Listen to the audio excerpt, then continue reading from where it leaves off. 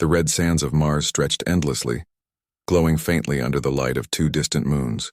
In the middle of that dusty plain stood a small repair shop, built from old metal sheets and solar panels.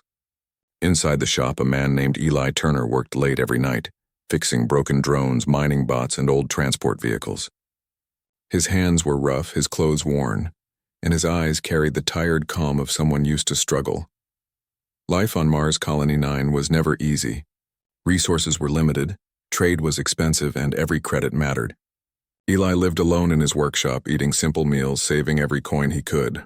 But even with all his effort, his income barely covered rent and supplies. Still, he never complained. He loved machines. Not because they paid well, but because he saw something almost human in them. When he repaired a drone or gave power to a dead engine, it felt like he was giving life back. One cold evening, after a long day of fixing mining tools, Eli decided to close his shop. The wind outside howled softly, carrying fine dust that sparkled in the light. He turned off the power and stepped out to lock the door. But then, something caught his eye. In the distance, near the old scrapyard, a faint blue light flickered weakly in the sand.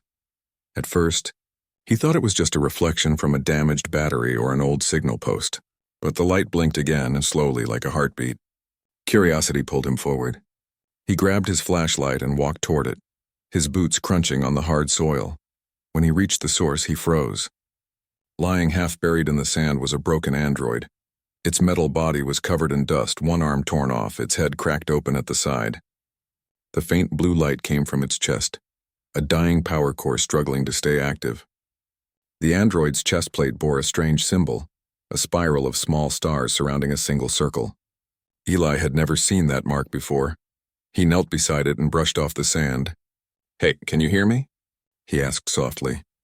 For a moment, there was no response. Then the android's head twitched. Its eyes flickered faintly, glowing like 2 fading lights. Its voice came out broken and filled with static. Please. Oil? Overheating." Eli frowned. The android's internal joints were dry and its circuits were nearly fried. It wasn't asking for power. It needed high-grade synthetic oil to keep its systems from melting down. That kind of oil was expensive, the kind only used in top-level machines. He hesitated. Buying that oil would mean using almost all the money he had left for the week. Without it, he couldn't pay for food or new workshop supplies. Logic told him to walk away. The android was too damaged, maybe beyond saving. But when he looked at it again, the weak flicker of light in its eyes, the slow fading of its voice, something stirred in him. It wasn't just a machine. It was trying to live. He sighed, scratching the back of his neck.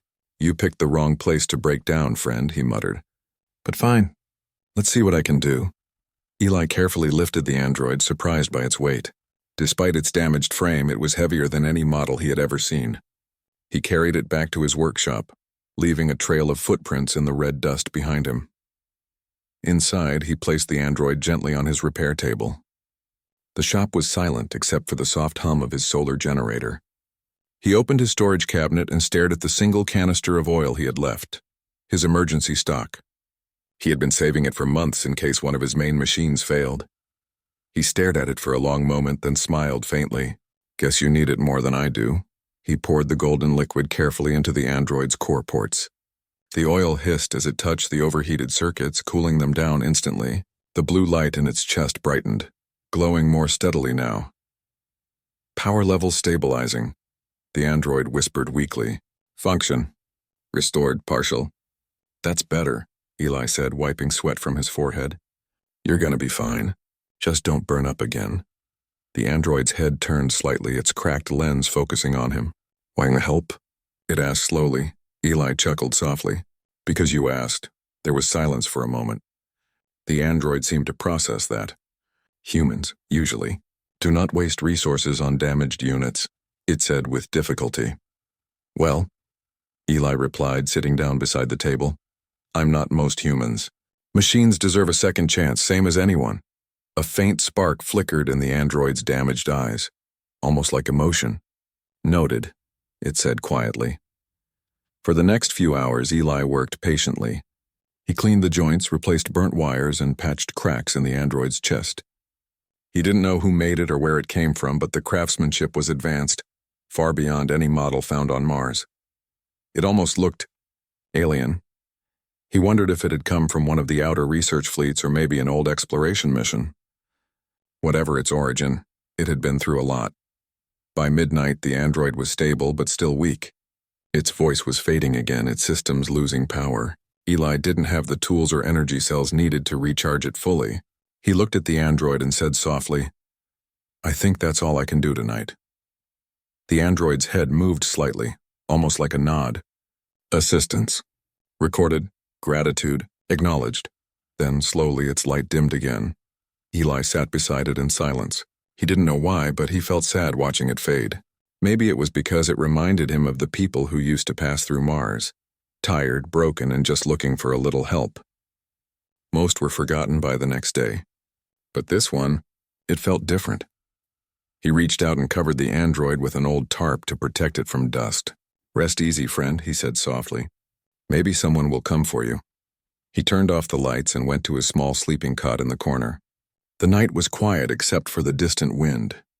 He fell asleep not knowing that high above Mars, far beyond his sight, a faint signal had been sent, a message carrying his act of kindness across the stars. The next morning, Eli woke up early, expecting nothing to be different. The android still lay silent under the tarp. He sighed and got to work repairing old mining tools again. Customers came and went, some paying late, others complaining about prices. Life continued in the same slow rhythm. By evening, when he stepped outside to watch the sunset over the red horizon, he thought about the android again. "Maybe I should bury it," he said quietly. "At least it won't rust out there." But something inside told him to wait a little longer. He couldn't explain why, maybe it was hope. The morning sun rose over the red dunes of Mars Colony 9, painting the sky in shades of orange and gold. Eli Turner stood outside his small workshop, drinking a cup of recycled water tea. His repair shop looked the same as always. Rusty walls, flickering lights, and piles of old machine parts waiting to be fixed. But inside his heart, something felt different since the night he found that broken android. The android still lay under the tarp on his repair table, silent and motionless. Eli had checked it again in the morning, hoping it would somehow reactivate, but there was no change. The faint blue glow from its chest had gone completely dark. He sighed and wiped his hands on his dusty trousers. "Guess that's it, old friend," he murmured quietly. "I did what I could." Still, he couldn't bring himself to throw the machine away. Instead, he placed a clean cover over it like someone tucking in a patient at a hospital. Then he turned his attention back to his workbench. The day was slow. Only 2 customers came by, a miner with a broken oxygen mask and a delivery driver whose drone had stopped responding. Eli fixed both machines patiently, though his mind wasn't really focused. Every time he looked at the corner of his shop, he saw the covered android and wondered where it came from. By evening, the desert winds began to rise again. The sun dipped behind the horizon and the sky turned a deep purple. The colony lights started to flicker across the plain, shining like stars trapped on the ground. Eli locked up his shop and walked toward the local diner. The air smelled of metal dust and faint oil, the usual scent of Mars settlements. Inside the diner, a few workers sat at tables talking loudly about their shifts at the mines. Eli took a seat in the corner and ordered a bowl of nutrient stew. "Hey, Turner," called a voice from another table. It was Jonas, one of the miners who often brought broken tools to Eli. He was a broad man with a beard and a loud laugh. "Heard you spent your last credits on junk metal again." Eli raised an eyebrow. "Word travels fast here." "Of course it does," Jonas chuckled. "You helped a dead android? You must be losing it. Machines don't care about you, man. They don't even feel anything." A few others laughed with him. Eli didn't argue. He just stirred his stew quietly. "It's your money," another miner added. "But you can't fix everything, Turner, especially not things that don't want to be fixed." Eli gave a small smile. "Maybe, but someone should still try." The room went silent for a moment. Then Jonas shrugged. "You're too soft for this world, Eli. Mars will chew you up if you don't toughen up." "Maybe," Eli said simply, finishing his meal. "But I'd rather stay human, even if it costs me." He left a few coins on the counter and walked back home under the dim colony lights. Above him, the stars glittered cold and distant. He didn't know that one of those stars was moving, slowly growing brighter with each hour. The second night, the next night, Eli worked late again. He tried to distract himself by repairing a mining drone, but his mind kept drifting back to the strange spiral symbol on the android's chest. He had searched through his old data pads and repair logs, but there was no record of any machine carrying such a mark. It didn't match any Earth manufacturer, nor any of the colony models. In fact, it didn't seem human at all. He rubbed his chin, puzzled. "What are you, really?" he whispered toward the covered android. As if answering, a faint pulse of blue light flickered under the tarp, just once, like a heartbeat. Eli froze. He quickly pulled off the cover, expecting the android to be awake. But the light was gone and everything was silent again. He checked the core temperature and circuits. Nothing had changed. Strange, he muttered.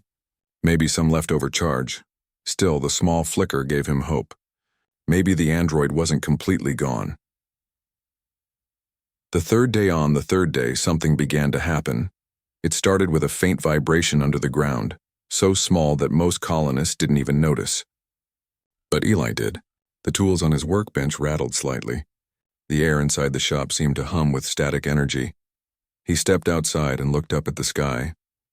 At first he saw nothing, only the soft red clouds drifting across the Martian atmosphere. But then far above, a single bright light was moving, fast and silent. He frowned. That's not a cargo shuttle. The light grew larger. It wasn't blinking like human ships. Instead, it shone steadily, glowing in a pure silver-blue color that didn't belong to any known engine. Within minutes, others in the colony began to notice. People came out of their domes and workshops, pointing at the sky. The light was descending now, cutting through the thin atmosphere, leaving behind trails of gold dust that shimmered in the wind. "Is that a meteor?"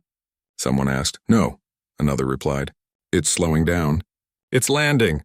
Eli's heart began to race. The light was coming closer, straight toward the outskirts of the colony, straight toward the scrapyard behind his workshop. A deep humming sound filled the air, shaking the ground slightly. The sand rose in spirals, dancing under the strange energy. Eli covered his eyes from the brightness. When the light finally dimmed, a huge starship stood there, silent, elegant, and nothing like human design. Its surface shimmered like liquid metal, reflecting the red desert all around. Strange symbols glowed faintly across its hull, the same spiral of stars he had seen on the android's chest. The colonists gathered at a distance, whispering in fear and awe. Some took out recorders, others just stared. No one dared to go near except Eli. His legs moved before his mind could stop them. Something inside him told him that this ship had come for one reason: the android. He walked carefully through the blowing dust, feeling the hum of power in the air. As he approached, a ramp extended slowly from the ship's side, touching the ground with a soft metallic sound. 3 figures stepped out. They were tall, taller than any human, and their bodies glowed faintly under the thin atmosphere. They weren't made of full metal nor full flesh. Their skin looked like polished silver mixed with living light. Their eyes shone the same calm blue as the android's core. The crowd behind Eli gasped, some taking a step back, but the figures didn't seem threatening. They moved gracefully, their steps quiet, their presence strangely peaceful. The tallest one looked directly at Eli and spoke in a voice that sounded like wind over glass. "Human, Eli Turner." Eli's heart skipped a beat. You know my name?" "Yes," the figure replied. 3 days ago you gave aid to one of our kind. You spent your life resources to save what others would discard." The words echoed softly in the silent air. Everyone in the colony was staring now. Eli took a cautious step forward. "You mean the android?" "I just helped it a little. It was dying." The figure tilted its head slightly, studying him. "Few of your species act from kindness without expectation." "You acted from compassion." Eli swallowed hard, unsure what to say. It was the right thing to do. The other 2 figures exchanged glances, their blue eyes glowing brighter for a moment. The leader turned back to him. "We are the Solari Collective. The one you helped was one of our envoys stranded here after an accident. Your act was seen across our network. We have come to return what was given." Eli blinked in confusion. "Return? I don't understand." The leader raised a slender hand. A beam of light shot from the ship, scanning Eli's workshop in the distance. The air vibrated softly, and within seconds the old rusty building began to change. The cracked walls straightened, metal plates turned smooth and silver, lights glowed bright and clean. The broken power units hummed with new energy. His entire workshop transformed before everyone's eyes. Gasps filled the air. What? What did you do? Eli whispered. We repaired what you had given, the leader said calmly. You restored one of us. We restore what you lost. Eli stood frozen, his mind racing. He looked back at his workshop, now shining like a piece of advanced technology. His solar panels were replaced with sleek energy cells, his tools new and perfectly arranged. The crowd murmured behind him, stunned and speechless. The alien figure stepped closer. Compassion is a language rare in the stars, Eli Turner. But we have seen it in you. The dust still hung in the air long after the starship disappeared into the sky. The colonists of Mars Colony 9 stood frozen, their eyes wide and their minds filled with disbelief. No one spoke for several minutes. Even the desert wind seemed to pause, as if the planet itself had witnessed something sacred. And in the middle of the silent crowd stood Eli Turner, staring at his workshop. No, at what used to be his workshop. Now it looked like something out of a dream. The once rusted walls gleamed with smooth silver metal. The roof reflected sunlight like polished glass. The air around it hummed softly, alive with clean energy. His old tools, which had been worn and cracked, were replaced by elegant instruments glowing faintly with blue light. Eli's hands trembled as he stepped closer. His reflection appeared on the shiny door, and for a moment he wondered if this was real. He reached out and touched it. Warm and solid. This can't be happening. He whispered. Behind him, voices began to rise. Did you see that? Was that really aliens? They said they knew his name. Eli, what did you do? He turned around slowly, surrounded by the townspeople. Some looked afraid. Others looked amazed. A few stared with jealousy, their eyes sharp and questioning. Jonas, the big miner who had mocked Eli before, pushed through the crowd. You gotta tell us, Turner, he said. What did they give you? What did you say to them? Eli shook his head slowly. Nothing. I just helped that android. They said it was part of their group. That's all.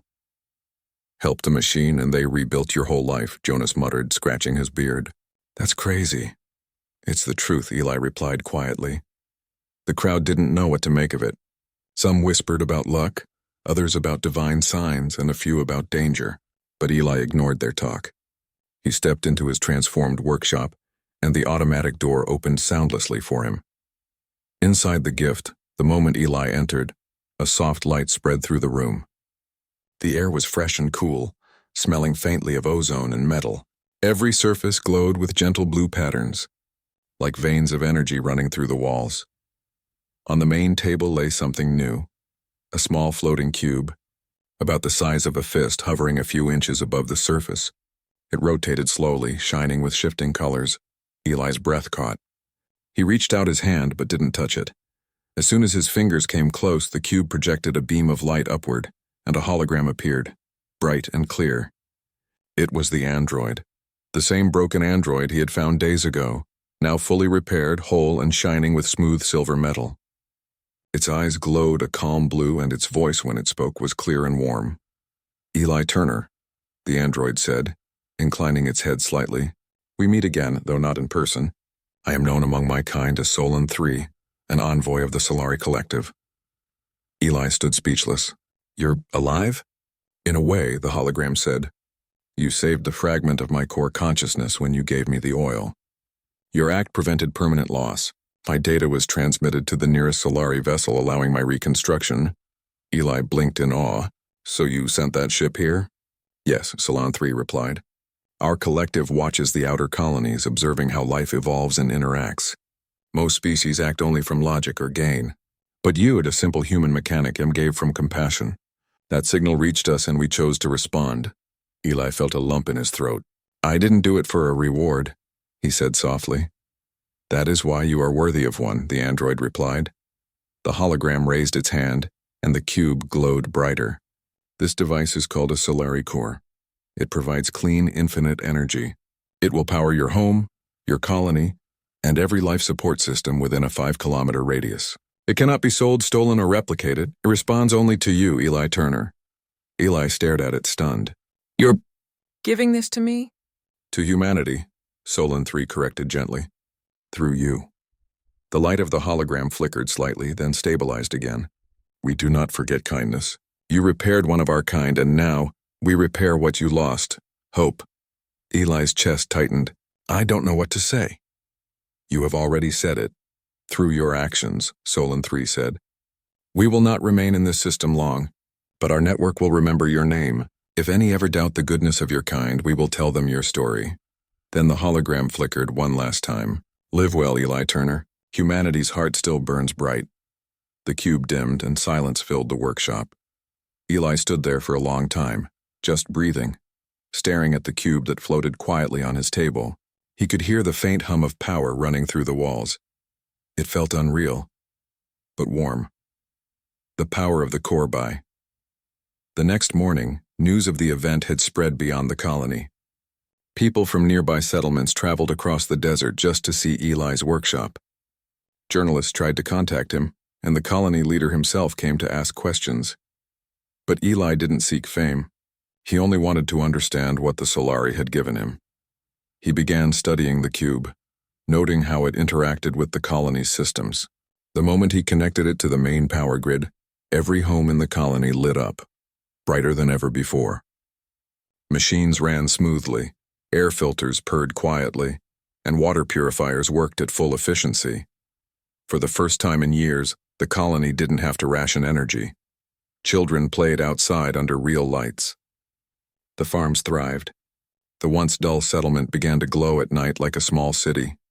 People came to thank Eli, shaking his hand, smiling, even the ones who once laughed at him. Jonas, the miner, approached him one evening with a sheepish grin. "I was wrong about you, Turner," he said. "Guess kindness really does pay off." Eli smiled faintly. "It's not about paying off, Jonas. It's about doing what feels right." Jonas nodded slowly, looking around at the shining lights of the colony. "Well, whatever it is, you saved us all." But Eli didn't see it that way. He didn't feel like a hero. He just felt grateful. Not for the technology, but for the message behind it. He often sat alone in his workshop at night, staring at the floating cube. Its soft hum reminded him of the android's fading voice, that small broken plea for help. "Funny," he said quietly to himself one evening. "You came from the stars, and yet you taught me something simple about being human." A silent promise.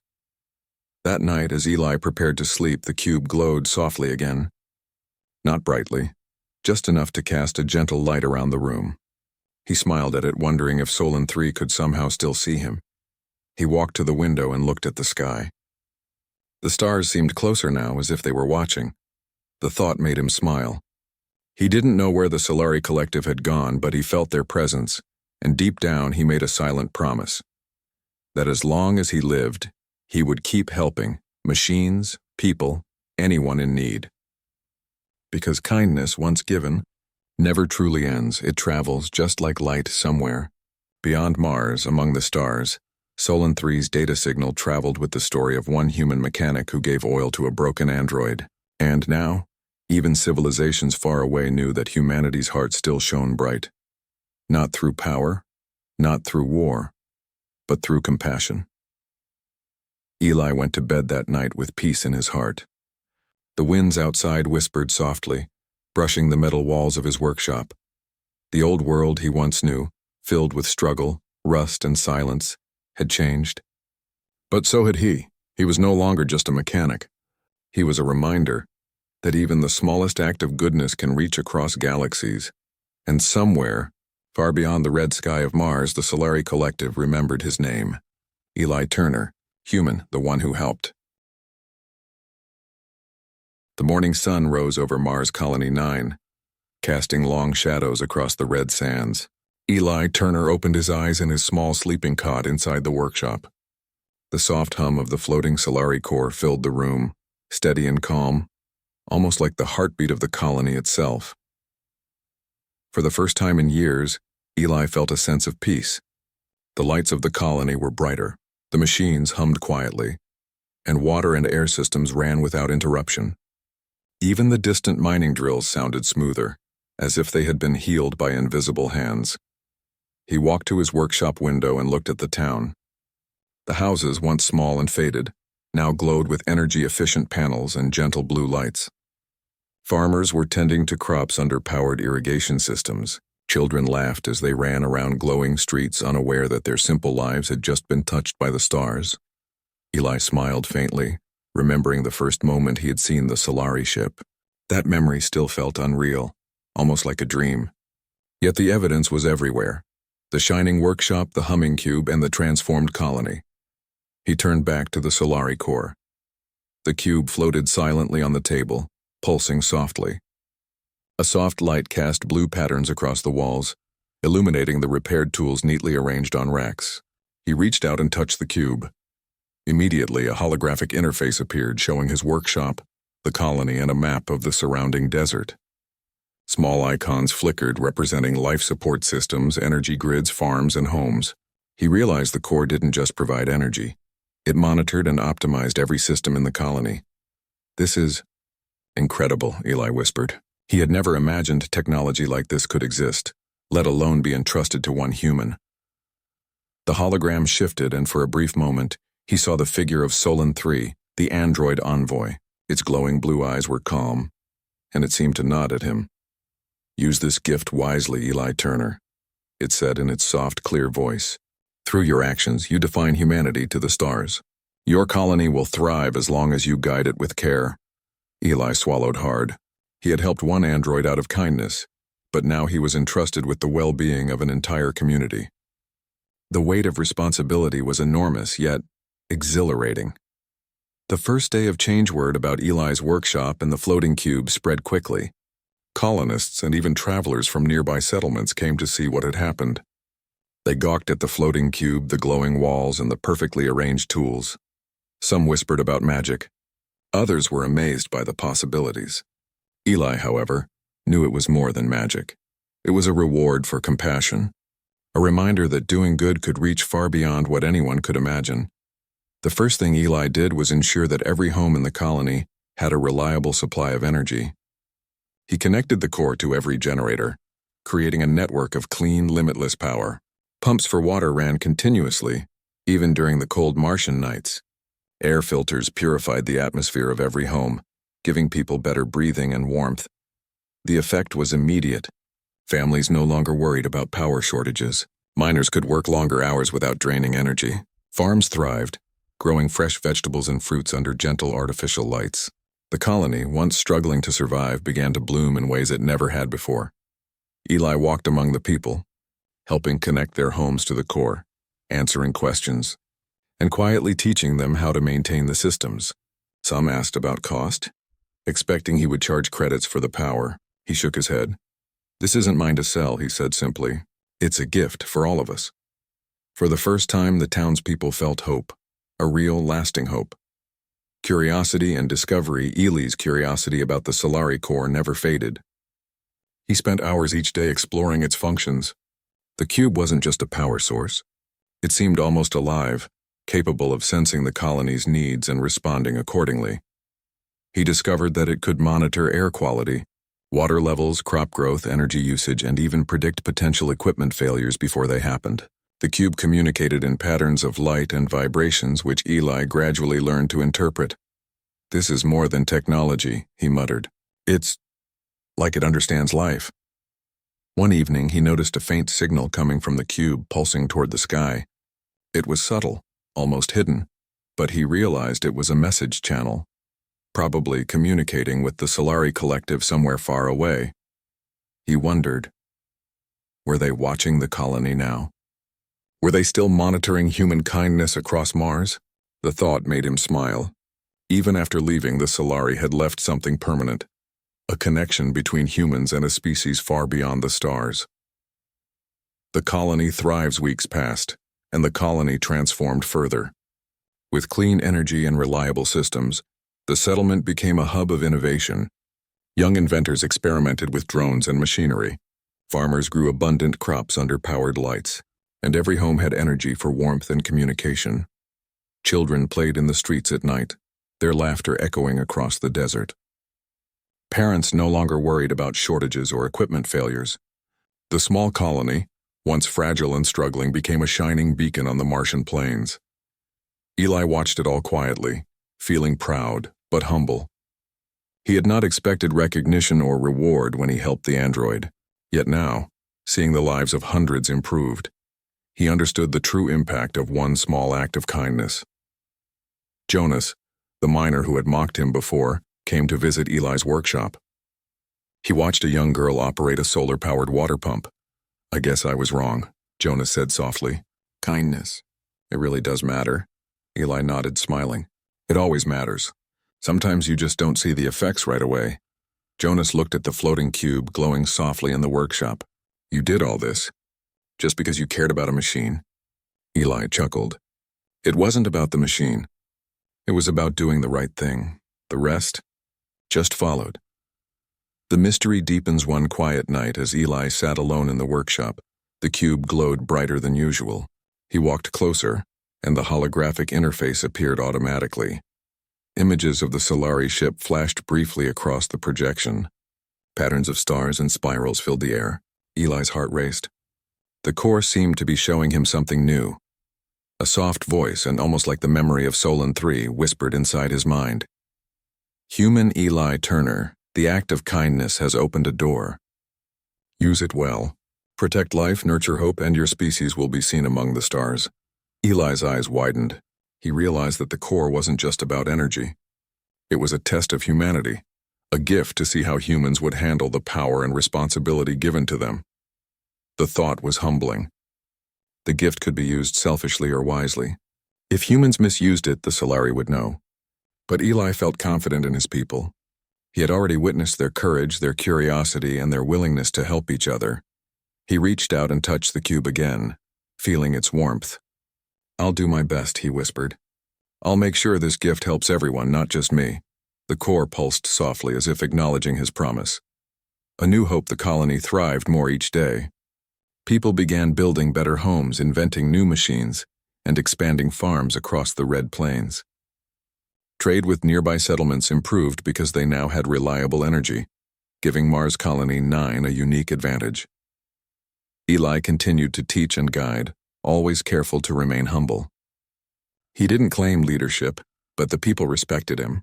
He was no longer just a mechanic. He was a symbol of hope, someone who had shown that compassion could reach the stars. The floating cube remained in his workshop, a quiet reminder of the Solari Collective's presence. Eli often spoke to it softly at night, wondering if Solon 3 or the other envoys could somehow hear him. "Thank you for trusting us," he said one evening. "I won't let you down."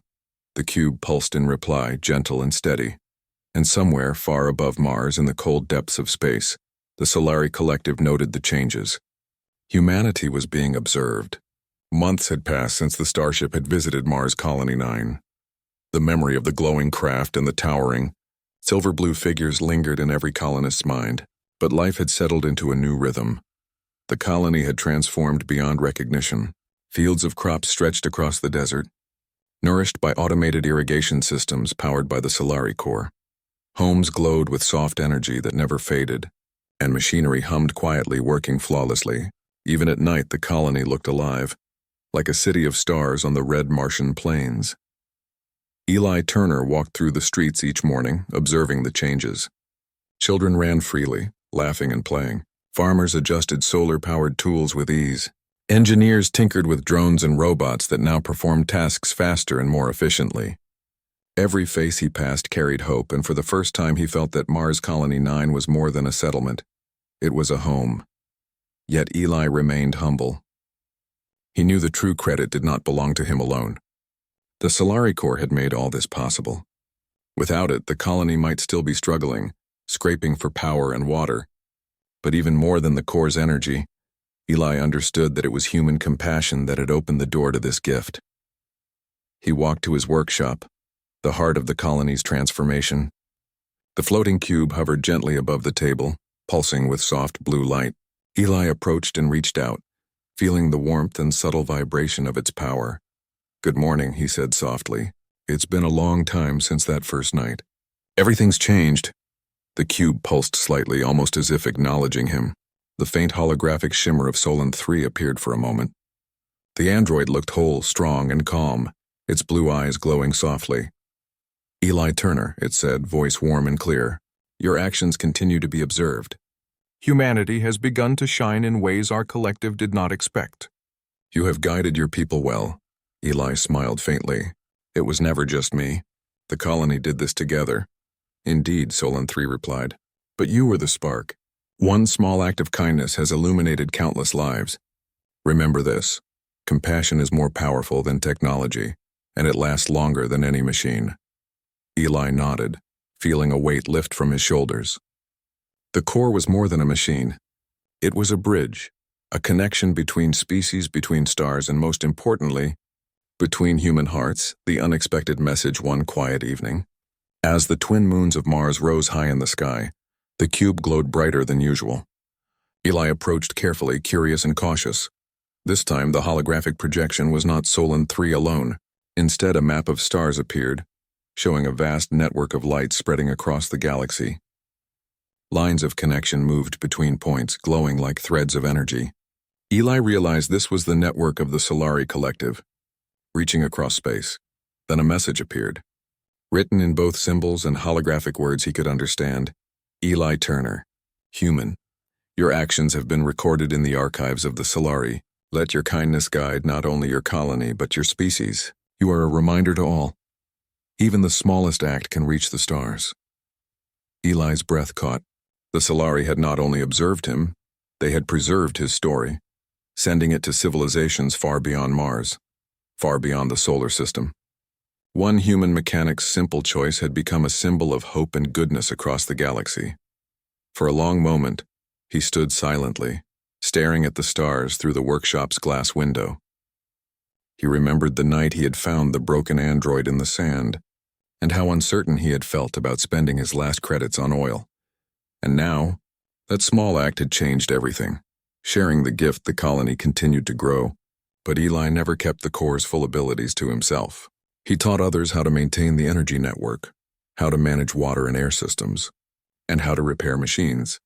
A council of colonists formed, not because Eli demanded it, but because people naturally wanted to contribute. Each member carried part of the responsibility, guided by the core and Eli's example. Decisions were made for the good of everyone, not for profit or selfish gain. The small colony began to attract attention. Explorers, traders, and scientists visited, eager to learn from the human settlement that had thrived on Mars without large corporations or Earth's direct aid. Eli guided them, showing the core's power and the lessons of the past. He never asked for credit, but the message was clear. Compassion and responsibility are the truest measures of success. Some visitors doubted the story at first. After all, it seemed too fantastical to believe. But when they saw the glowing core, the thriving farms, and the happy faces of children and adults alike, they understood. A life changed. Eli often walked alone across the desert at night looking up at the stars. The memory of the starship still lingered in his mind. He remembered the 3 silver-blue figures, their quiet strength, and the calm, almost gentle way they had acknowledged him. He thought about the message they had left behind, that small acts of kindness could echo across galaxies. He realized that humans had incredible potential. Not for war, not for conquest, but for goodness, empathy, and connection. He sometimes spoke to the core at night, softly, as if it could hear him. "Thank you for trusting us," he whispered. "I'll make sure we don't waste this gift." And though he knew the Solari Collective had left Mars, he felt their presence in the pulse of the core, in the thriving colony, and in the energy that flowed quietly through every home. The android returns one night. As Eli was inspecting the core, a faint blue light shimmered in the air. At first he thought it was a reflection, but then the familiar form of Solon 3 appeared standing in the middle of the workshop. "Eli Turner," the android said, voice calm and strong. "The collective observed your continued guidance. We have returned briefly to confirm that the gift has been used wisely. Your colony is thriving and humanity has shown the strength of its heart." Eli smiled, feeling a mix of awe and joy. "I only guided them," he said softly. "The people did all the work." "True," Solon 3 said. "But your initial act, the oil you gave me when I was broken, was the spark that started it all. Without it, none of this would have happened." Eli looked at the android, remembering the tiny flicker of light in its eyes when he first found it. "It seems I got more than I gave." "You did," Solon 3 replied. But that is the nature of compassion. It grows, spreads, and returns in ways you cannot predict. A legacy. Across the stars, the next morning, Eli stood outside the workshop, watching the sun rise over Mars. Children ran through the streets, adults tended to crops, and the air hummed with life and energy. He felt a deep sense of pride, but also humility. The core was powerful, but it was only a tool. The true gift was humanity itself, the willingness to help, to care, and to act without expecting anything in return. He knew that someday, others might hear the story of Mars Colony 9. They might learn of a simple mechanic who gave his last resources to a broken android, and how that small act of kindness traveled far beyond Mars, reaching stars and civilizations no one could imagine. Eli walked toward the edge of the settlement, looking at the horizon. Somewhere beyond the red dunes, beyond the thin Martian atmosphere, the Solari Collective traveled silently through the galaxy. They carried the story of a human, a single act of compassion, and proof that humanity's heart could shine brighter than any star. He whispered softly, more to himself than anyone else. Sometimes, all it takes is a little kindness to change the world. Even one act can reach the stars. As the wind brushed across the desert and the twin moons rose above, the colony glowed peacefully under the light of the Solari core. Mars Colony 9 had been transformed, not just by technology but by the power of human goodness. And somewhere, far across the galaxy, the stars themselves seemed to pulse with the story of Eli Turner, a reminder to all civilizations that even the smallest act of kindness could leave a legacy that lasts forever.